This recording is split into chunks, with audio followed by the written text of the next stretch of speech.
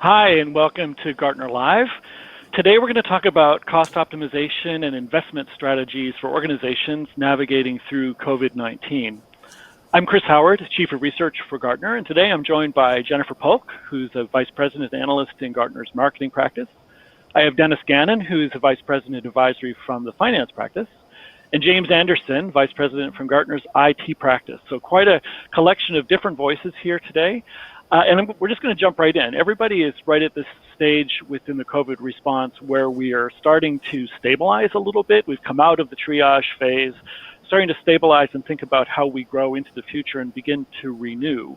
And it's a long process for sure, but it was a good time for us to get together now and talk about actions that our clients are taking right now when it comes to cost optimization, rethinking investments, maybe rethinking their budgets just a little bit. So let me go to James Anderson. And with James, what I want to do, so James, you've been heading up this research for a couple of years now within Gartner, and especially around models for IT finance management and smarter spending. Maybe just give us your perspective on where companies are right now when it comes to cost management. Well, most organizations, they're looking for cost cutting, they're looking for cost optimization, but ultimately it's moving back towards value optimization. And a lot of the organizations that we work with, they were moving into cost optimization to get towards digital transformation. And then COVID-19 came and just accelerated everybody's digital transformation. So most IT organizations are struggling to spend their run the business, keep the lights on money, but also they're being looked at as key enablers for this digital transformation and technology. So we need to cost optimize to effectively fund that transformation. It's true. So Dennis, from your point of view, so you work mostly with CFOs in the finance function. Are you seeing similar things? Yeah, absolutely. The tone and tenor has changed a little bit in the last few weeks from the completely urgent short-term challenges of trying to get your hands around what the operation is going to look like tomorrow and the day after. And now CFOs are certainly trying to get their hands around what are the smart cost optimization plays we can make in the true sense of the word, right? There's certainly a lot of urgency around short-term cost cuts and cost containment, around shoring up liquidity and cash for many organizations. But progressive CFOs are absolutely trying to drive their organization's conversations towards a lens of value through all these things. What are the things that are going to give us the best incremental return off the dollars that we can invest in the various opportunities in front of us, and making sure we don't spread that thin and lose our focus, but actually driving those towards the things that are going to create value in the long term as we come out of this crisis into the recovery. So you said something interesting there I want to follow up on, which was the change in tone.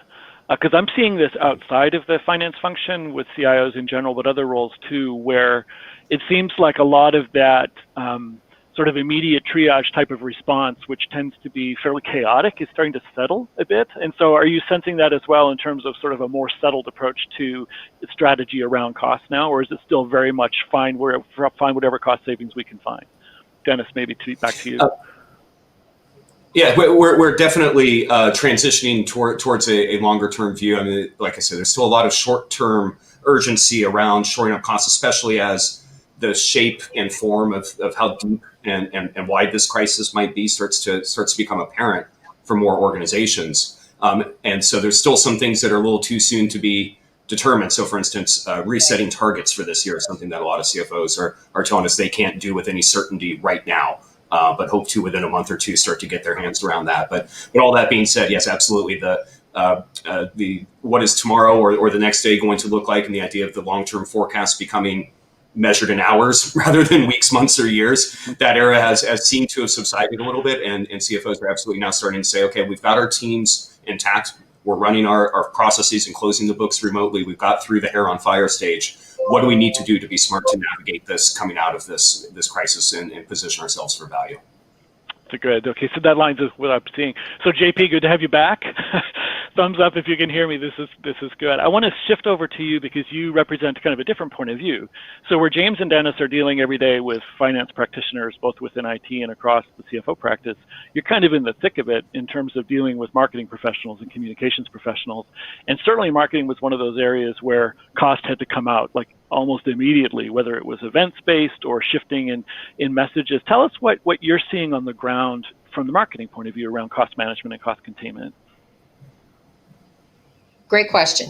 So to the same point that Dennis made, we're transitioning out of the immediate period of rapid cost cutting and now transitioning into what I would say is sort of longer term cost optimization.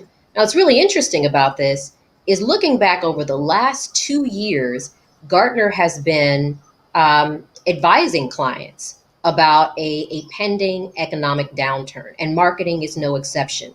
We've been preaching the importance of cost optimization for 2 years. And while no one could have predicted a pandemic would force us into this situation, I think what we're seeing now is those CMO who were prepared, who had heeded that guidance, and who had a healthy list of cost saving ideas are in a bit of a better situation because they can turn to that list and they can find those immediate cost saving opportunities. But now that we're transitioning out of the urgent cost cutting, we're looking at more of a long-term cost optimization that really involves 3 pillars. And it's easy to assume that all of those pillars lead back to cost cutting. They really don't. In many cases, it is cost cutting, but in many other cases, it's also strategic cost optimization. So looking at what are the revised business objectives, business performance targets, strategic priorities, and even tracking those in a more agile way as they continue to evolve, to your point, not in terms of years or quarters, but really months and weeks, and making sure that marketing is adapting its campaigns, its programs, its priorities, and its spending accordingly. And then the third pillar is really about cost management. It's about finding those opportunities for efficiency. And that might mean cutting back on things like brand campaigns. We're seeing major brands that are pausing, holding, freezing their spending on brand campaigns. Early on in March, we asked marketing leaders if they expected cuts, and of course, many said they did, and where they thought those cuts would come from. And it was predominantly agency and media. And I think that's an attempt to avoid deeper, more significant, more impactful cuts. So cost management, looking for improved productivity, improved efficiency in the channels and the activities, getting rid of underperforming activities, but not necessarily cutting everything, and instead reallocating that budget to areas that are more important at this time and that are delivering the performance. Yeah, you mentioned something important there, that the impetus for marketing itself is changing, and it's related to brand. I can imagine it's a very sensitive time for brand messaging right now, in terms of just the changing nature of the consumer and their ability to actually spend by, or their desire to actually engage with product and that kind of thing. So it changes maybe the nature of investment too, into things that actually scale the business forward into the future, address the emotional needs of the moment right now, at the same time that your conferences are being canceled or shifting to virtual. So there's all these different dynamics, which is why I'm really happy to have you here. Let me ask you this, and then I'm going to, maybe you and Dennis can talk a little bit about it. What do you think the CMO, Chief Marketing Officer's relationship should be to the CFO right now? What kind of conversations should they be having together? So I'm interested in your take, both of you, on this topic. So that's a really interesting question. I think it's common for that relationship to be perhaps a bit adversarial, where one part of the business is trying really hard to practice good financial stewardship, while another part of the business is looking for ways to use that budget to further growth objectives. But I think now more than ever, it's important to have a collaborative relationship. I mean, candidly, one of the things the CMO is struggling with most is really valuing the ROI of their marketing activities and understanding, listen, what's paying off and what isn't, so that we can make the appropriate cuts and focus our spending in areas that are going to deliver results for the business. And having a partner in the CFO who can help them do that without necessarily using that information against them, right? So, hey, help me measure what's working, what's not, so that I can make good, smart, and sound decisions. I think that's the best and most healthy relationship right now. Great. And just before Dennis answers there, I want to encourage you, we're going to be taking questions throughout and at the end as well. So go ahead and type your questions in, and we will moderate those and get to them as we go through. So please post them in the comments, and we'll get to them as we can. So Dennis, talk to me about your CFO relationship, not only with the CMO, but also with the CIO and other functional roles. How has that changed over the last 2 months? Or to James, maybe, thinking of the CIO, maybe it's the CIO's relationship into the CFO and other roles across the company. Yeah, well, think about the CIO. Traditionally, your CIO is looking at operational-based metrics, and those now need to be transformed into different types of scenarios and different types of outcomes. Rather than trying to predict what's going to happen and respond, recover, and renew, moving through each phase, let's plan for multiple scenarios so that as I hope you guys can hear me. We can execute on what those come to pass. Mm-hmm. We can hear you now. We can hear you now, Dennis. Yep, you're all set. We're talking about the relationship between CFO, CMO, CIO, and other roles across the organization as you deal collectively. Because one of the things that of course I'm seeing as I work across different functional roles is that these are hard problems, and it really requires the executive team to be working as a unit and distributing decision making across for the maximum effect there. And so nothing happens in isolation. So even in what JP was talking about from a marketing perspective, there's sort of a rethinking of the ecosystem. Who are the partners that I'm working with there? What types of messages do we want to invest in? I assume that there's some bringing back in-house of some capabilities as well as you recalculate those relationships externally. And James, from the IT perspective specifically, you must be seeing some of the same things in terms of recalculating relationships, rethinking the value of the supplier relationships I have and so on. And is that shifting now into more of a strategic conversation where it's not just how do I drive down the spend with the vendors that I have, but how do I actually use them strategically? Are you seeing that kind of a shift in what you're doing? Well, yeah, absolutely. I mean, imagine looking at disaster recovery plans and all of those organizations that were looking to shift from on-premise to cloud. Well, a lot of those contracts also change when you're looking at changing the dynamics of your workforce and how you're enabling your remote workforce and that productivity. Are we still enabling them with the same types of IT services that allow them to produce the same or better widgets? Those are the types of decisions that we need to bring into cost optimization planning, so that as more information comes to pass, we've got a plan. And that's what I think most people are really looking for, is what's the plan to get us there? Because we can't just be reactionary. The worst thing that CIOs can do is just accept an across-the-board budget cut without regard to how that's going to impact the business services that produce the business outcomes down the line. So yeah, let's strategically plan for cost optimization. Also, as we're going into budget season, many organizations around June are beginning that budget planning.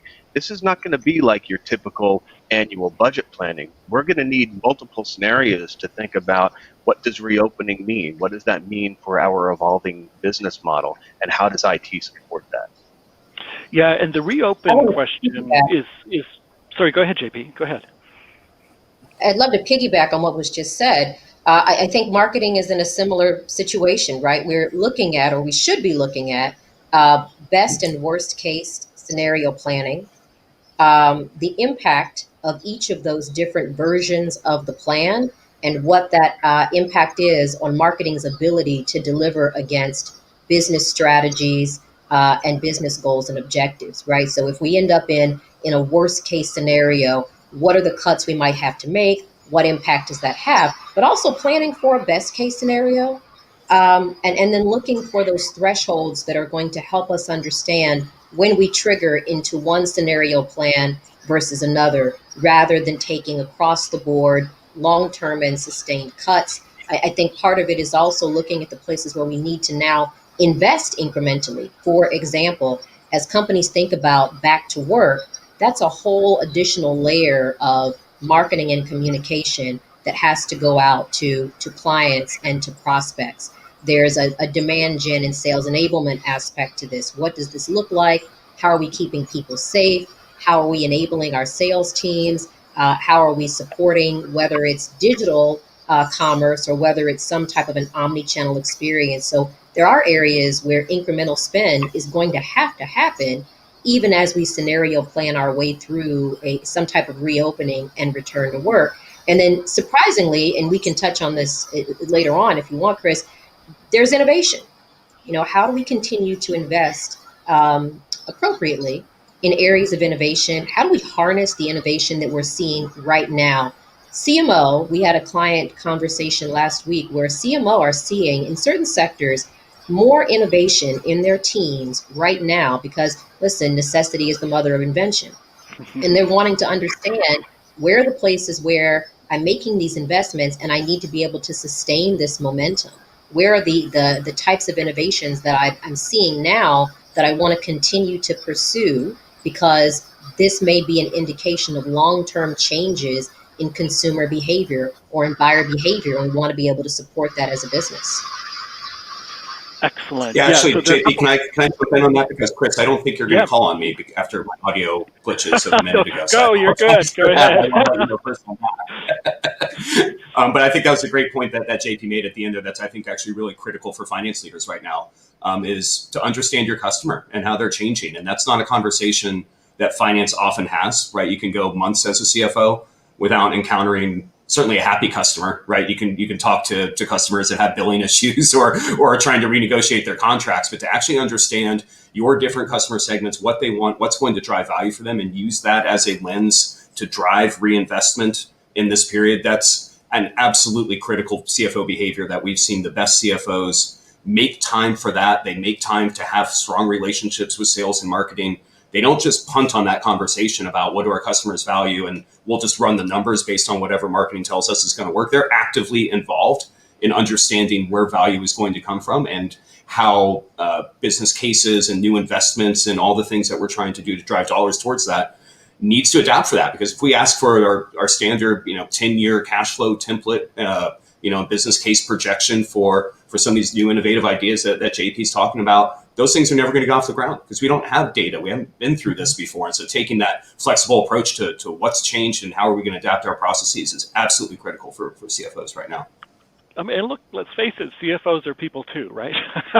So what's happening, to the entire organization is happening to that function, and there's a need to get closer to the consumer, the user, the citizen, the patient, the channel, and what's creating value and what isn't, and how that's changed suddenly, instantly over the last 2 months. I want to encourage people also to submit questions in the comments. We're getting a few, and I'm going to get to those in just a second. But the other thing, JP, that you mentioned that is important for all of us here is it has to be scenario-based, because none of us know what's going to happen. You can adjust the epidemiological models and things change. There's certainly different economic data coming out, and so much is dependent on unknowns right now, not the least of which is, extensive diagnostic testing, and, the return to work is based on that, and so on and so on. It's a very complicated place. But let me pull a couple of questions out of the queue here that I think are interesting. So this is from Robert from Toronto. In terms of the next phase of data optimization, how do you expect firms will be looking to strategically reduce costs? So James, let me direct that one to you. Yeah, in terms of data optimization, there are a number of different ways you can look at that. If you're talking about big data optimization or just fielding different aspects of data to help to make those different types of decisions. We've been using for a while, and we've been advocating the use of things like robotic process automation, artificial intelligence as avenues for digital transformation. These are also avenues to find cost optimization opportunities. So the more invested into the data that you have, and the more that you can connect that data to aspects of your value chain, efficiencies in your value chain, those that will present their own cost optimization opportunities that you could then bring into your different types of scenario planning. The first step is to understand all the different value chains in your organization and how technology supports those. And that's also how you're going to be able to take that data, because traditionally IT people love to talk about data. But it's only when you take that data and you put it in a relevant context of your audience to help them make effective business decisions that it becomes valuable data. Otherwise, it's just a bunch of data. Yeah, it's so important. And so as data comes up often in surveys that we do in terms of priorities and tech priorities. I had a conversation with a number of board members last week, and of course it was top of mind for them. And much of it is around better real-time sensing and predictive sensing to make business decisions that will actually have a material impact, a material effect. And what I'm wondering, and JP, this may be a question for you in terms of the use of data, are you seeing investments increase in this space around data, customer data, using that to actually have a much more effective campaign or just relationship with customers? So in other words, are investments in innovation being pulled forward in your space? It's a great question. One of the pieces of advice that we gave marketing leaders really early on was around the importance of customer understanding. And not necessarily discretely tied to big data, but broadly turning on capabilities, whether it was social listening, sentiment analysis, voice of the customer. Gartner can augment that view with the research and the data that we have, but no one knows your organization's customers better than you.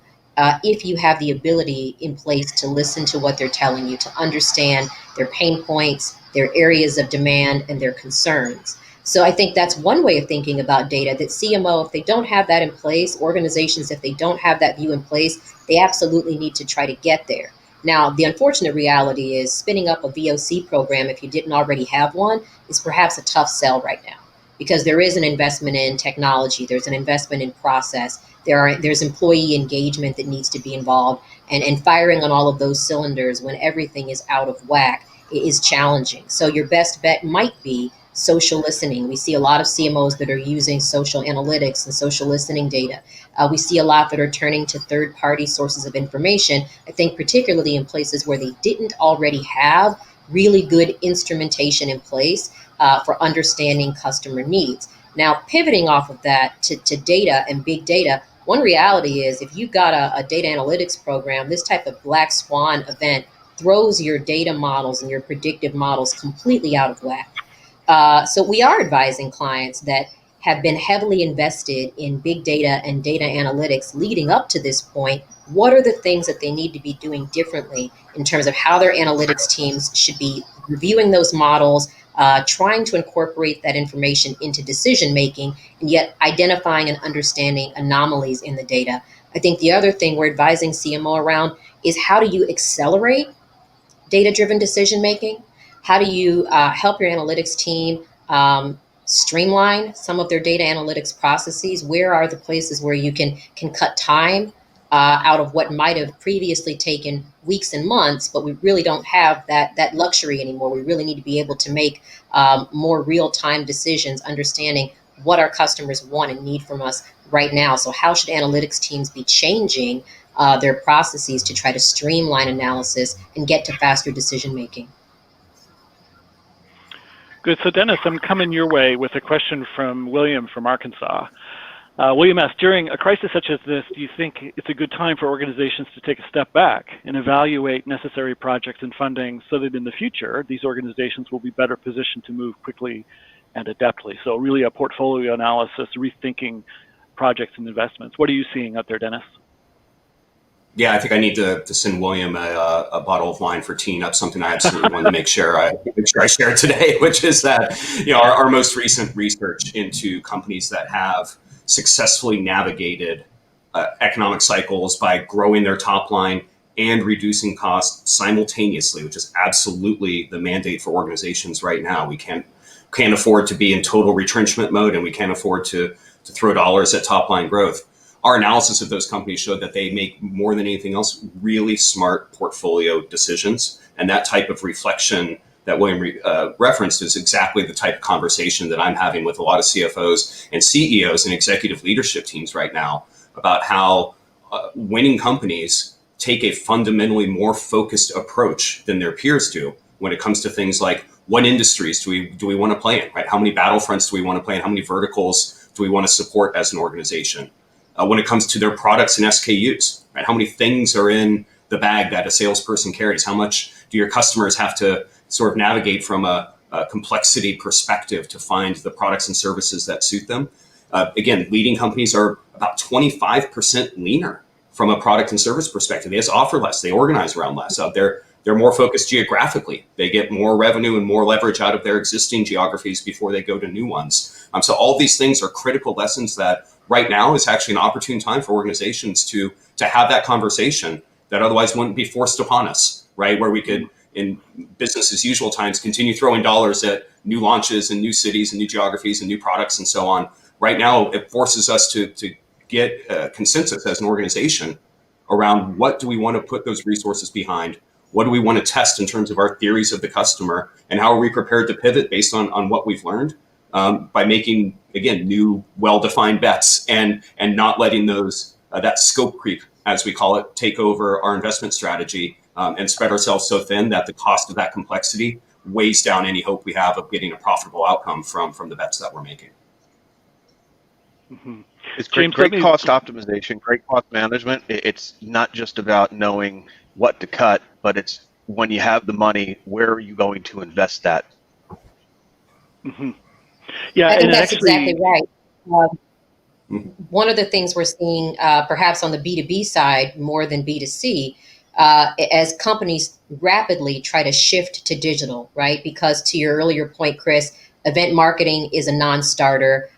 Your in-person marketing and sales activities aren't happening anymore. I talked to a lot of B2B companies about digital commerce, and they've sort of been on the cusp of it, planning for it, thinking about it for an extended period of time. And now they're being forced into moving down that path really, really quickly, hopefully still strategically.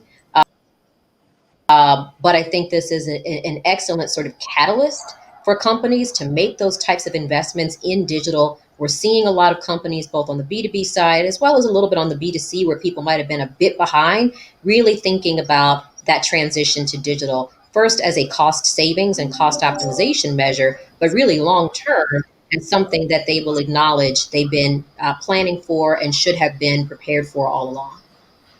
This is a trope that I see across every client in terms of we've gone through, a relatively flush decade. And typically what happens there is you spend money on a lot of different things, and maybe you don't double down on them, and everything seems like a good idea. And, and it's all really well intentioned, but sometimes lacks discipline around, okay, where do we double down on investment? Where do we pull back on things? And this crisis has really forced that conversation to happen in terms of, what are those investments that are going to bring us forward, that are going to renew us as a business, as we rethink our operating model, as we rethink our business model. And I'm seeing it across different domains. Let me pull a couple of other questions out of the queue here. There's a good one from Levent from Turkey, and this is really about working from home and the relationship to cost management and working from home. So many firms are now working from home. While this can be good for cutting some costs, do you foresee there to be liabilities of this solution, maybe from a cost perspective or other liabilities? Who would like to take that? I can offer a few thoughts from a CFO perspective. I'm sure my colleagues have some thoughts as well. Sorry. One thing that I've heard a few of my colleagues that are thinking about this mention is really thinking through the risk management side of this, right? When you've got sensitive data now, instead of being secured in an office in servers behind lock and key, it's now on someone's desktop. It might be in a drawer where their password is on a sticky note, right? There's a new normal in terms of risk and that companies have to be cognizant of managing. And while I think companies are certainly emboldened by a lot of success stories that we've seen of having to virtualize the entire team pretty much overnight for a lot of organizations, I think there are open questions as to the possible productivity lag and collaboration difficulties you might have in a more mixed environment where some folks are in the office, other folks are at home. Is everyone going to be on the chat in the way that we've all gotten used to in the last month when some of our folks are now down the hall?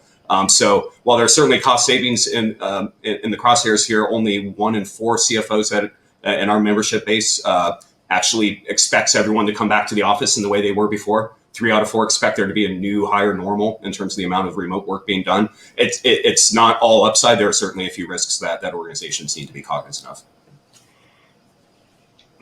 Yeah, there are organizations that are looking for IT to help lead that, with software tools that can do things like how do you evaluate remote workforce productivity? Are you taking screenshots of your employees' laptops? What exactly? How it's different from managing by walking around. So it makes us fundamentally change to management by objectives, unless we're going to get into analyzing data and find a correlation between how long somebody spent on one tab in their machine or one application in the machine or another to gauge some type of output.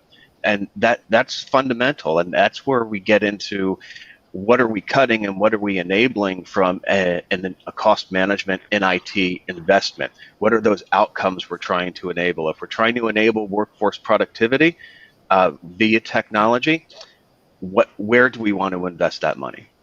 Oh boy, and that's tricky ground, man. In terms of, a lot, I'm seeing this rise in passive observation of productivity of remote workers, which include things like, how often is their camera on, how long do they spend in applications, even motion tracking.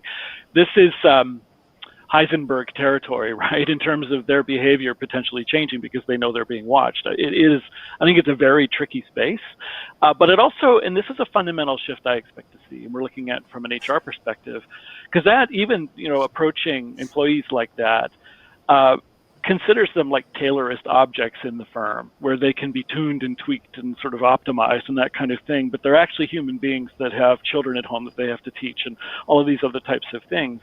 And it's going to shift that calculus between the nature of work, productivity, and how that actually contributes to growth and revenue and to savings and all of these types of things. And I think you squeeze only so much out of it from the employee by treating them that way, to be blunt about it, as opposed to engaging them in human value conversations, which is why the investment that's happening that I'm seeing, especially around data tools, but also AI and machine learning applications and stuff, that a lot of that's being brought forward very quickly. That has to be done in conjunction with the recalculated relationship between humans and machines. And so what is the best working situation between a human and their augmented, help that will actually drive different business types of results? And so as I'm watching investment from where I'm sitting and the people I'm talking to, it's those kinds of connections that I think are fascinating ones and really important ones for business going forward. Time maybe for one other question. We're watching, of course, this move from the Far East into the West. We're seeing, even within Gartner, our own offices starting to open up, people coming back to work. And I suspect some of the indicators around investment will come from the East and as we move West. And I assume that, you're looking at this, maybe James, you're looking at this from a geographic perspective, maybe JP, you're looking at it to see, how did some of the marketing decisions that were made, how do those stick and then become parts of the new order? Any comments in terms of what we're seeing start to develop in the Far East right now that we can learn from? Anybody seeing anything? We're seeing some innovation that I think Western brands can take note of. And I'll give one specific example, and it's around what we're doing right now, right? So video live streaming. And in this sort of setting, webinars, webcasts, podcasts, that sort of thing's not really new from a corporate standpoint, but we're seeing APAC brands that have been using this really for a very long time. It's a big part of how the cultures engage. It's a big part of how they buy. It's a big part of consumer shopping behavior for brands in the East. But we're also seeing an expanded use. I've seen examples where retailers and consumer brands have opened up, individual live streaming for specific stores where consumers can find even specific associates, and in some cases have seen more growth through those sort of digital video live streaming channels in a shorter period of time than they might have observed in a physical location over the course of weeks or months. And so I think some of this behavior predates the pandemic. It was just a part of how consumers in those regions engaged with brands, and now they're just sort of doubling down on that. But I do think there are examples like that they'll continue to learn from, and that Western brands should absolutely pay attention to, especially in this in-between stage where listen, people may be able to legally go back into the workplace, legally with a mask and with the right set of precautions, go back into a store, but do they want to? Do they feel safe doing so? Are they comfortable? Or is there a consumer preference around still maintaining some distance and yet being able to buy the goods and the services that you need? Yeah, I But saw China's an also interesting very much example. further ahead of us. They Yeah, are, yeah, we're looking at things like Alipay and their ability to do virtual mall shopping and pay without touch. Just they're way ahead of us with that. that's exactly where I was going to go, James. I saw an example yesterday from one of the big luxury retailers in China.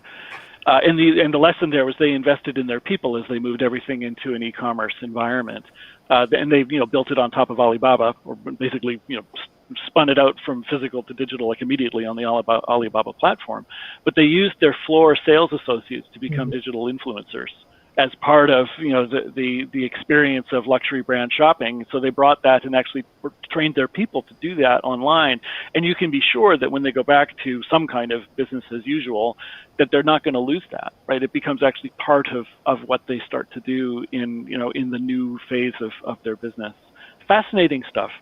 So as you can all tell, we could keep going. We've got tons of research, and it's a lot of it very new, and it's changing so often. We're producing what's called an executive pulse every week, published on Gartner.com, that tracks many of the types of things that we're talking about on a weekly basis. I encourage you to look further at that. There's a couple places you can go.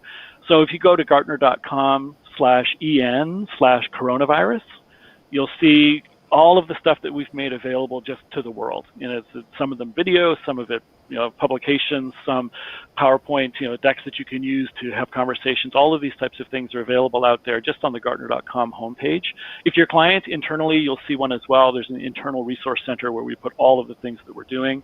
I'd also encourage you to go out to Gartner.com/webinars to see both upcoming session on these topics and others, but also on-demand webinars from the past.